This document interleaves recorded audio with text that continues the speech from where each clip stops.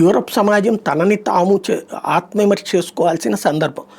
2000 సంవత్సరం వరకు England వేల్స్లో 8593 rape కేసులు నమోదైనవి 2000 సంవత్సరంలో. జర్మనీలో 8133, ఫ్రాన్స్లో 7500, పోలాండ్లో 2399. 2000 సంవత్సరం అంటే 23 ఏళ్ళ 24 ఏళ్ల క్రితం, 25 ఏళ్ల క్రితం. 2000 సంవత్సరంలో ఇంగ్లాండు వేల్స్లో 8593 రేప్ కేసులు నమోదైనవి. ఇప్పుడు అదే ఇష్యూ మొన్న ఏడాది క్రితం లెక్క చూసుకుంటే ఇంగ్లాండ్ వేల్స్లో 68,109 రేప్ కేసులు నమోదైనవి.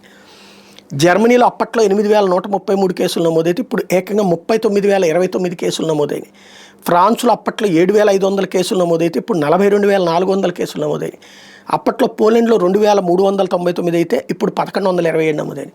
పోలాండ్ శరణార్థుల్ని చొరబాటుదారుల్ని కంట్రోల్ చేస్తోంది. ఈ 3 దేశాలు కూడా ప్రోత్సహిస్తున్నాయి. ఫలితం శరణార్థులు చొరబాటుదారుల ద్వారా ఈ అత్యాచార సంఘటనలు పెరుగుతున్నాయి అన్నటువంటి అంశాన్ని అక్కడున్న మీడియా హైలైట్ చేస్తోంది.